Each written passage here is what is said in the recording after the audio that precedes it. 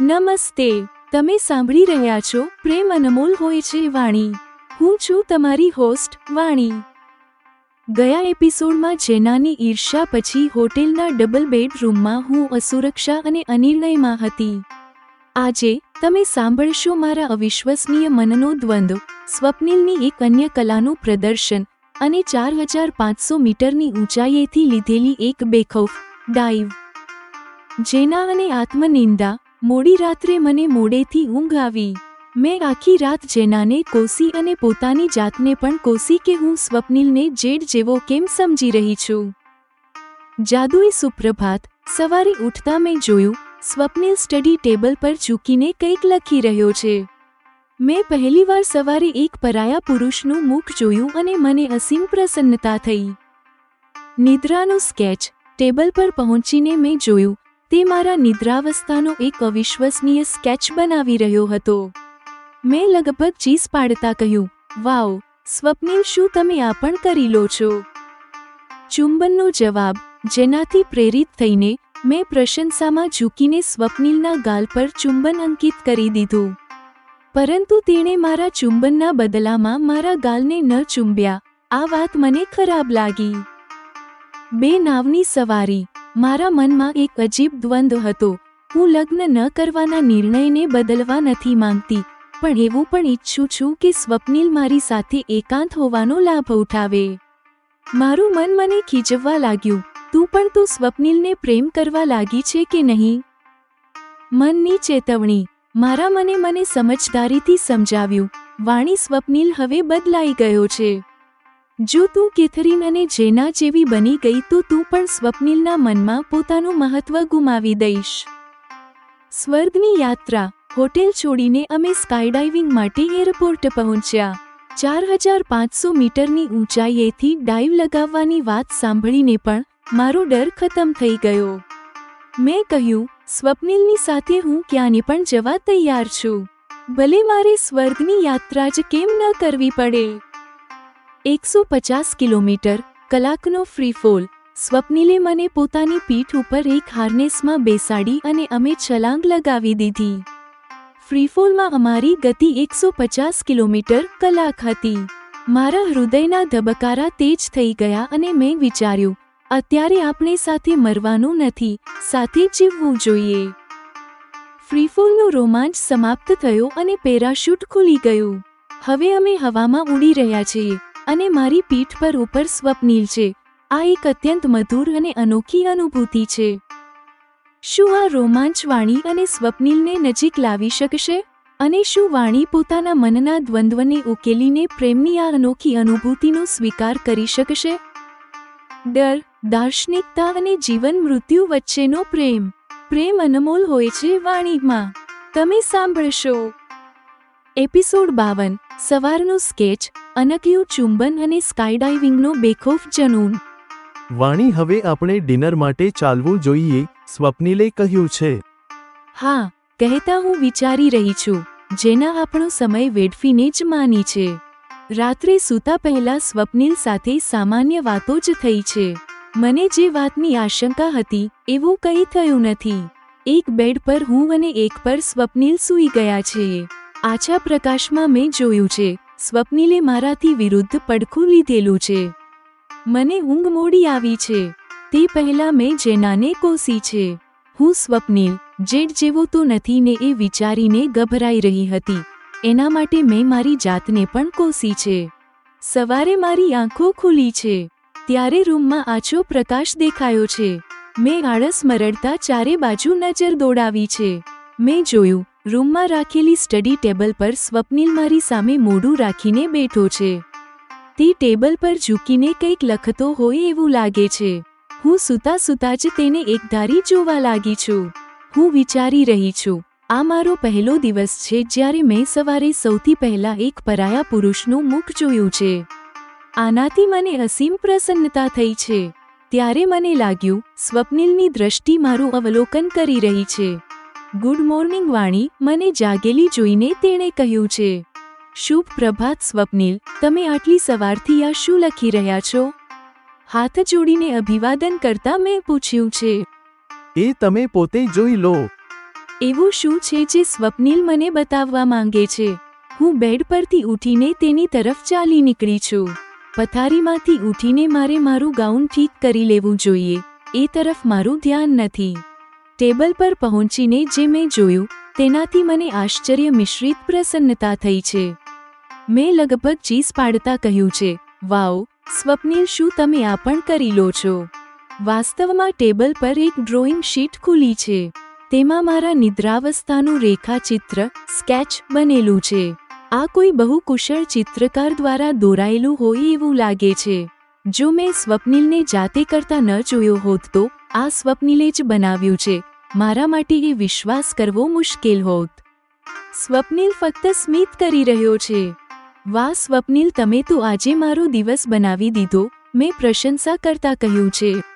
મને આ સ્કેચ બનાવવામાં 1 કલાક લાગ્યો છે, છતાં હું એટલી સુંદર નથી બનાવી શક્યો જેટલી સુંદર તમે વાસ્તવમાં છો, સ્વપ્નિલે કહ્યું છે.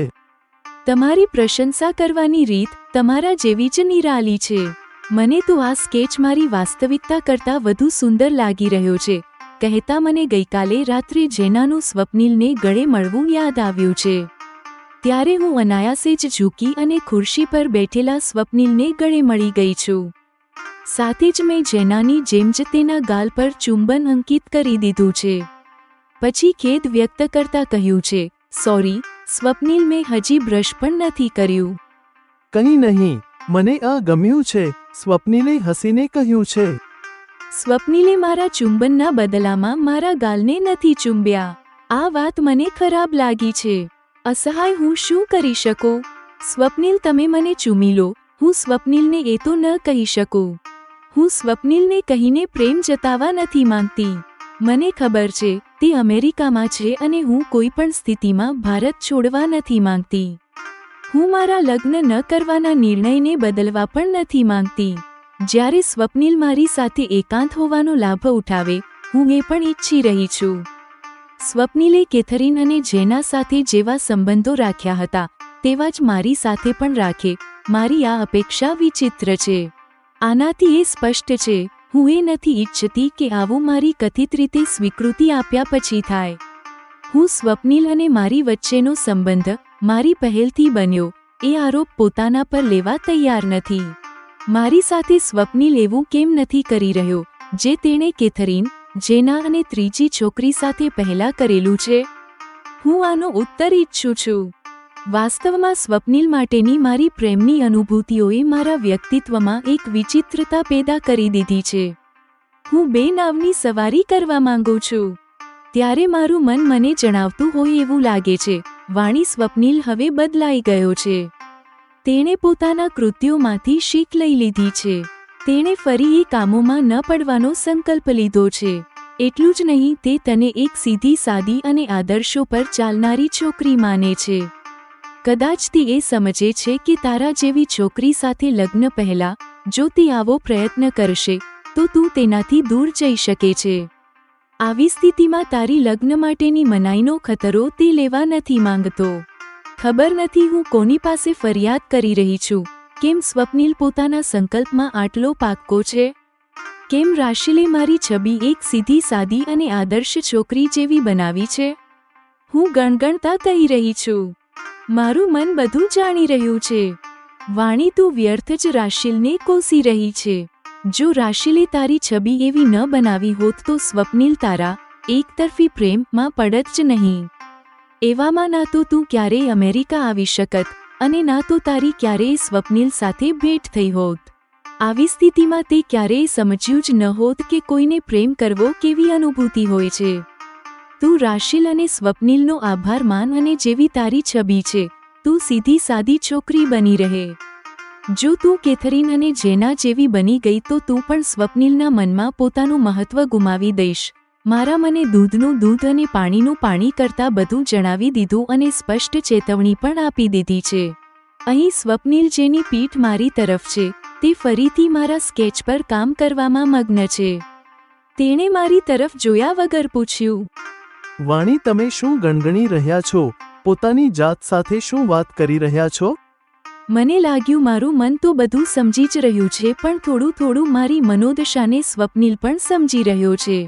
સ્વપ્નિલ, હું વિચારી રહી છું, આટલી બધી પ્રકારની કલા, વિદ્યા અને રમતોમાં આટલો દક્ષ કોઈ કેવી રીતે હોઈ શકે? મેં યુધિષ્ઠિરની જેમ અર્ધ સત્ય કહેવું અનુકૂળ સમજ્યું છે. મનુષ્યમાં જે પ્રતિભા હોય છે તેનો સંપૂર્ણ ઉપયોગ બહુ ઓછા મનુષ્યો કરે છે. વાસ્તવમાં મારામાં રહેલી પ્રતિભાના દર્શન મેં સામાન્ય લોકોથી અલગ રીતે વિચારવાનું અને કરવાનું શરૂ કર્યા પછી જ કર્યા છે. ત્યાર પછી જ મેં મારા સમયનો સદુપયોગ કરવાનું શરૂ કર્યું અને હું મારી પ્રતિભાને નિખારી શકવા સમર્થ થયો છું. આ શબ્દો સાથે સ્વપ્નિલ ફરી એક દાર્શનિક રૂપમાં મારી સમક્ષ ચિત્રકાર બનીને પોતાની પ્રતિભાનો ઉપયોગ કરવામાં વ્યસ્ત રહ્યો છે. તમે સાચું કહી રહ્યા છો, કહેતા મેં વોશરૂમ તરફ વધી જવું શ્રેયસ્કર સમજ્યું છે. હું ટૂથબ્રશ લઈને દૈનિક ક્રિયાઓમાં લાગી ગઈ છું. હોટેલ છોડ્યા પછી કારથી અમે 50 મિનિટમાં એરપોર્ટ પર પહોંચી ગયા છીએ. અમારે સ્કાયડાઇવિંગ માટે એરક્રાફ્ટથી ફ્લાઇટ લેવાની છે. માર્ગમાં સ્વપ્નિલે મને જણાવી દીધું છે, લગભગ 4500 મીટરની ઊંચાઈએથી અમે બંને એક હાર્નેસમાં એરક્રાફ્ટથી ડાઇવ લગાવીશું. અમે લગભગ 50-60 સેકન્ડનો ફ્રીફોલ ટાઈમ લઈશું. ત્યારે અમારું પેરાશૂટ ખુલી જશે. ત્યાર પછી પેરાશૂટમાં અમે 4-5 મિનિટ સુધી હવામાં ઉડાન ભરી રહ્યા હોઈશું. અમને અમારી નીચે મુખ્યત્વે મહાસાગરનું દૃશ્ય જોવા મળશે. મારા પૂછવા પર તેણે જણાવ્યું છે, અત્યંત દુર્લભ પ્રસંગે પેરાશૂટ નથી ખુલી શકતું. ત્યારે જ દુર્ઘટના થાય છે. તમે કોઈ પણ પ્રકારની ચિંતામાં ન પડો. હજારો લોકો દરરોજ સ્કાયડાઇવિંગ કરે છે. તેઓ બધા હેમખેમ પાછા આવી જાય છે. અમે એરક્રાફ્ટમાં સવાર થયા છીએ. એક હાર્નેસમાં હું સ્વપ્નિલની સાથે બેઠી છું. આનાથી મારામાં સાહસ આવી ગયું છે. હવે મને દુર્ઘટનાની આશંકા પણ ભયભીત નથી કરી રહી. સ્વપ્નિલની સાથે હું ક્યાંને પણ જવા તૈયાર છું, ભલે મારે સ્વર્ગની યાત્રા જ કેમ ન કરવી પડે. પછી સ્વપ્નિલે મને સાથે લઈને એરક્રાફ્ટથી ડાઇવ લગાવી દીધી છે. ડાઇવ લગાવ્યા પછી હું નીચે અને સ્વપ્નિલ મારી પીઠની ઉપરની સ્થિતિમાં આવી ગયો છે. અમે ઊંચાઈએથી અત્યંત વેગથી નીચેની તરફ જઈ રહ્યા છીએ. એરક્રાફ્ટના શોરમાં સ્વપ્નિલે બૂમ પાડીને જણાવ્યું છે, ફ્રીફોલમાં અમારી ગતિ લગભગ 150 કિમીની છે. મારા હૃદયના ધબકારા અત્યંત તેજ થઈ ગયા છે. હું વિચારી રહી છું, અત્યારે આપણે સાથે મરવાનું નથી, સાથે જીવવું જોઈએ. પછી પેરાશૂટ ખુલી ગયું છે. સ્વપ્નિલે જણાવ્યું, હવે આપણે ધરતીથી લગભગ 2500 મીટર ઉપર રહી ગયા છીએ. અમે હજુ પણ નીચેની તરફ આવી રહ્યા છીએ, પણ અમે ફ્રીફોલની જેમ પડી રહ્યા નથી. હવે અમે ઉડતા ઉડતા નીચેની તરફ જઈ રહ્યા છીએ. સ્વપ્નિલે ઉપરથી હાથ એમ ફેલાવી લીધા છે, જેમ પક્ષીઓ પોતાની પાંખો ફેલાવીને ઉડે છે. મેં પણ એવું જ કર્યું છે. હવે નિશ્ચિંત થઈને હું મહાસાગરને જોઈ રહી છું. મારી પીઠ પર ઉપર સ્વપ્નિલ છે. નવા આ એડવેન્ચરમાં આ વિચાર મારા માટે અત્યંત મધુર અને અનોખી અનુભૂતિનું કારણ બન્યો છે. ગઈકાલે જ મેં પેરાગ્લાઇડિંગ કર્યું છે, તેથી પેરાશૂટમાં ઉડવું નવી વાત નથી. આમાં ફ્રીફોલમાં તેજ ગતિથી નીચે પડવું અને ત્યારે પેરાશૂટ ખુલશે કે નહીં, પહેલા આ રોમાંચે મને ડરાવી દીધી હતી. એપિસોડ 52 સમાપ્ત.